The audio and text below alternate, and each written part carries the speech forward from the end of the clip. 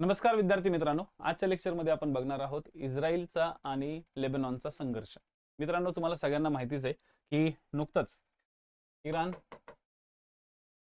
त्याबरोबर USA यांच्यामध्ये वितुष्टता आहेच आणि रोज यांना धमक्या मिळत आहेत. ओके, एकमेकांवरती कुरघोडी चालू आहे. त्या बाजूला इस्रायल आहे, जे इस्रायलवरती इस्रायलने इराणवरती हल्ला चालूच केलेला आहे. म्हणजे एक वेळ इकडे चाललेली आहे बैठक शांततेची आणि त्याच्यामध्ये मध्यस्थ कोण करत आहे? त्या ठिकाणी मध्यस्थ करत आहे पाक. ठीक आहे, मध्यस्थ पाकिस्तान करतोय, राईट. त्यांच्यामध्ये सगळ्या गोष्टी चालू आहेत. पाकिस्तान ड्राफ्टवरती ड्राफ्ट या ठिकाणी तयार करत आहे. इराण आणि USA यांच्या युद्धामध्ये इस्रायल मात्र दनादन इराणवरती हल्ला करतोय, पण त्यासोबतच इराणने एक देशाला टार्गेट केलेलं आहे, तो म्हणतात लेबनॉन. लेबनॉन हा कुठे आहे ते थोडंसं नीट समजून घेऊ. ठीक आहे, लेबनॉन बद्दल आज आपण थोडं बघू, कारण की 2 दिवसापूर्वी त्या इस्रायलने लेबनॉनवरती जो हल्ला केला त्याच्यात निष्पाप अशा 300 लोकांना मारलं गेलेलं आहे. त्याच्यामुळं लेबनॉनवरती हल्ला का करत आहे त्याचं एक्झॅक्टली कारण आपण या व्हिडिओमध्ये आज बघणार आहोत. मित्रांनो, एक लक्षात ठेवा की इस्रायल हे या ठिकाणी आहे. इस्रायलच्या उत्तरेकडचा जो भाग आहे तो आहे लेबनॉनचा. ठीक आहे, उत्तरेकडच्या बाजूला लेबनॉन आहे. तर लेबनॉन तुम्हाला या ठिकाणी इथं एवढं दिसेल. लेबनॉनची जी राजधानी आहे ती बैरूत आहे, ज्याला मध्य पूर्व जो भाग आहे, ठीक आहे, मध्य पूर्वेचं पॅरिस म्हणून त्याला ओळखलं जातं. हा देश थोडासा ऍडव्हान्स आणि ऍक्टिव्ह असलेला देश आहे. पर्यटनाच्या दृष्टिकोनातून बैरूतचं खूप मोठं नाव घेतलं जातं. ठीक आहे, आता एक महत्वाचा मुद्दा या ठिकाणी असा होतो की या देशामध्ये हेजबुल्ला नावाची एक संघटना आहे, जी संघटना या लेबनॉनवरती थोडंसं कंट्रोल पण ठेवते. आता हे जे हेजबुल्ला आहेत, हे हेजबुल्ला सपोर्ट करतात इराणला. ठीक आहे, इराणला कोण सपोर्ट करते? तर या लेबनॉनचे हेजबुल्ला गट. आता या हेजबुल्ला गटाचा, ठीक आहे, त्या हेजबुल्ला गटाचे मेन उद्देश हाच होता की इराणवरती जर इस्रायल हल्ला करते तर इराणचे समर्थक असलेल्या लेबनॉनच्या हेजबुल्लाने या इस्रायलवरती हल्ला केला.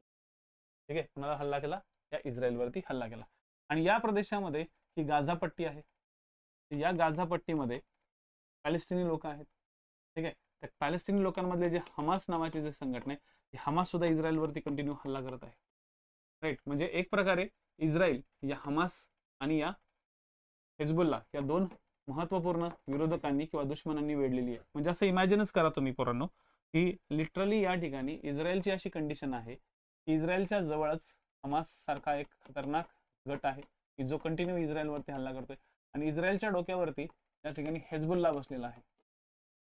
आता उद्या जाऊन शांतता बैठक सुरू झाली आणि इस्रायल, इराण आणि USA यांच्यामध्ये शांतता प्रस्थापित झाली. शांतता प्रस्थापित झाल्यानंतर इस्रायल जो आहे, हा इस्रायल आपल्या शेजारी असलेल्या हे जे काही दुश्मन आहेत त्यांना तसं ठेवेल का? तर एक प्रकारे इस्रायलने, मी मागच्या लेक्चरमध्ये पण सांगितलं होतं की हा जो सगळा युद्धाचा प्लॅन आहे तो पूर्णपणे इस्रायलने बनवलेला आहे. विनाकारण या ठिकाणी हकनाक अमेरिका अडकून बसलेला आहे. हकनाक म्हणजे लिटरली त्या ट्रम्पचं काही घेणं देणं नव्हतं. इस्रायलने त्याला खूप मोठ्या प्रमाणात गोळी दिलेली आहे आणि एवढी मोठी गोळी दिली की अमेरिका आज अडकून बसलेलं आहे. अमेरिकाला काढता पाय पण घेता येत नाही आणि इराणला दाबता पण येत नाही. आता इस्रायलने काय संधी साधली बघा. इस्रायलचा अँगल असा होता की आपण इराणचा पण काटा काढायचा, इराणचा काटा काढायला आपण USA ची मदत घ्यायची आणि बाकीच्या हमास आणि हिजबुल्ला यांचा काटा काढण्यासाठी आपण स्वतःच तयार करायचं. तर इकडे इराणवरती हल्ला करत करत करत करत वातावरण पेटवत जायचं. आता बघा, अमेरिकेने हल्ले थांबवले पण इस्रायलने हल्ले नाही थांबवले. इस्रायल कंटिन्यू इराणवरती हल्ला करत आहे.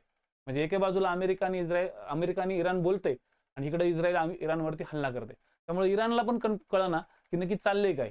एक बोलतोय आणि दुसरा मारतोय. ठीक आहे, एक बोलतोय आणि दुसरा बोलतोय. अशी एक विचित्र अवस्था या ठिकाणी इराणच्या समोर तयार केली. त्यामुळे इराणला सुद्धा विश्वास ठेवता येत नाही की खरंच शांतता बैठक ही खरंच शांततेच्या मार्गाने सॉल्व्ह होईल की आणखी जास्त हल्ले वाढतील. आणि या गोष्टीचा फायदा घेत इस्रायल काय करते? इस्रायल कंटिन्यू या हमासवरती हल्ला करते. ठीक आहे, कंटिन्यू या हेजबुल्लावरती हल्ला करते. पहिले हमासला टार्गेट करून हमासला जवळपास गाझा पट्टीतनं त्याला पूर्ण उखडायचा प्रयत्न करते. आणि दुसरी गोष्ट हेजबुल्लाला टार्गेट करते. आता हेजबुल्लाला टार्गेट करते म्हणजे कुणाला टार्गेट करते? लेबनॉनला टार्गेट करते. आता इथे एक थेरी अशी आहे, त्याला सुरक्षा फेन्स किंवा सुरक्षा बफर क्षेत्राची थेरी म्हणतात. आंतरराष्ट्रीय पातळीवरती जेव्हा एखाद्या 2 देशांमध्ये युद्ध होतं, ठीक आहे, 2 देशांमध्ये युद्ध होतं. आता इमॅजिन करा की या ठिकाणी इस्रायलची बॉर्डर आहे. ठीक आहे, या ठिकाणी इस्रायलची बॉर्डर आहे आणि इथं लेबनॉनची बॉर्डर आहे. तर इस्रायल लेबनॉन हे एकदम सख्खे शेजारी आहेत आणि उद्या जाऊन समजा युद्ध थांबतंय तर हे लेबनॉनमध्ये असलेले हेजबुल्ला लोक कंटिन्यू या सीमाच्या या एरियामध्ये, या बॉर्डर एरियामध्ये सुरुंग वगैरे खोदून, सुरुंग लक्षात ठेवा, सुरुंग खोदून इझिली इस्रायलमध्ये एंटर करू शकतात. या ठिकाणी घुसखोरी करू शकतात. या ठिकाणी काय करू शकतात? घुसखोरी करू शकतात. या सगळ्या गोष्टीतून घुसखोरी किंवा सुरुंग साधून इकडे येणे आणि इस्रायलमध्ये हल्ला करणे हे होऊ शकतं. म्हणून इस्रायलने काय केलं की जो इराणचं युद्ध पेटवत ठेवायचं, कंटिन्यू ठेवायचं, तोपर्यंत इस्रायलचा प्लॅनिंग असा आहे की लेबनॉनचा हा जो बॉर्डर एरिया आहे, हा लेबनॉनच्या एरियातला जो बॉर्डर एरिया आहे, या एरियामध्ये जास्तीत जास्त स्वतःहूनच घुसखोरी करायची. म्हणजे आपली सेना या ठिकाणी ग्राउंडच्या माध्यमातून तिथं पाठवायची. मग ग्राउंडच्या माध्यमातून पाठवण्यासाठी काय करावं लागेल? सगळ्यात पहिले तिथं हवाई हल्ले करावे लागतील आणि हवाई हल्ले करून त्या प्रदेशात असलेले जे काही महत्त्वाचे मोरके ठिकाणं आहेत, जिथे दुश्मन लपलेले आहेत, ते पहिले दुश्मन लपलेले जे ठिकाण आहेत ते पहिले आपल्याला उडवावं लागेल. म्हणून ह्या पूर्ण बॉर्डर एरियामध्ये इस्रायलने कंटिन्यू बॉम्बार्डिंग चालू केलेली आहे आणि बॉम्बार्डिंग करून त्या प्रदेशात असलेले हिजबुल्लाचे जेवढे काही समर्थक लोक आहेत किंवा हिजबुल्लाचे जेवढे नेते लपलेले आहेत, तर ग्राउंड लेवलवरती सगळ्या नेत्यांना काय केलं जाते? मारलं जाते. आणि मारून, ठीक आहे, मारून त्या प्रदेशामध्ये हळूहळू आता ते काय करतील? लष्कर घुसवतील आणि लष्कर घुसून इस्रायलची जी सीमा आहे इथं, ती सीमा हळूहळू इस्रायलची लेबनॉनच्या एरियामध्ये या ठिकाणी येतील. म्हणजे एक प्रकारे इलिगल पद्धतीने तुम्ही एखाद्या दुसऱ्या देशावरती काय करताय? अटॅक करताय आणि त्या देशाचा प्रदेश आपल्याकडे आणताय आणि काय बोलताय? तर बाबा हे घुसखोरी करतील किंवा सुरुंग साधतील. मग जर असंच असेल तर ह्या बॉर्डर्स एरिया ठेवायचेच नाहीत ना, तुम्ही अख्खा देशच घ्या. ठीक आहे, तुम्ही अख्खा देश तुमच्याकडे ताब्यात घ्या. पण हे सगळं करतंय आणि हे सगळं करत असताना युनायटेड नेशन्स ऑर्गनायझेशन शांतपणे नाटकं बघत बसलेली ही त्याची जरा थोडीशी वाईट गोष्ट घडते.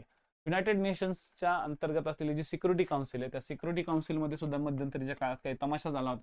पण त्या तमाशामध्ये हा इस्रायल लेबनॉनवरती मोठ्या प्रमाणात हल्ला करतोय या गोष्टीवरती कोणी लक्षच देत नाही. ठीक आहे, आणि त्या ठिकाणी हकनाक मोठ्या प्रमाणात काय केलं जाते? सिव्हिलियन मारले जात आहेत. कारण की हा प्रदेश जर कॅप्चर करायचा आहे तर या प्रदेशावरती कॅप्चर करायचं तर इस्रायल लोक शांत बसणार आहेत का? इस्रायल लोक प्रत्येक लेबनॉनी व्यक्तीला काय समजतात? हिजबुल्ला समजतात. त्यामुळे इस्रायल लोक ज्यावेळेस या ठिकाणी जातील तर त्या ठिकाणी मानवाधिकाराला पण खूप मोठ्या प्रमाणात फटका बसतोय. म्हणजे हे जे युद्ध आहे ना, हे युद्ध एक प्रकारे मानवी अधिकारांचं सुद्धा पायमल्ली करताना आपल्याला दिसतंय. याच्यावरती तुमचं नक्की काय मत आहे हे नक्की कळवा कमेंट बॉक्समध्ये. ओके, तर हा जो मुद्दा आहे तो समजणं गरजेचं आहे आणि ही जी कन्सेप्ट आहे, ही कन्सेप्ट म्हणजेच काय? तर सुरक्षा बफर झोन. या कन्सेप्टला म्हणतात सुरक्षा बफर झोन. हे झालं एक छोटंसं लेक्चर, कारण की लेबनॉन बऱ्याच दिवसापासून चर्चेचा विषय ठरत होतं, तर त्यावरती म्हणलं एक छोटंसं लेक्चर आपण या ठिकाणी विद्यार्थ्यांसाठी बनवून पाठवा. तुमचं मत या युद्धाच्या बाबतीत काय आहे हे नक्की कळवा. जय हिंद, जय महाराष्ट्र.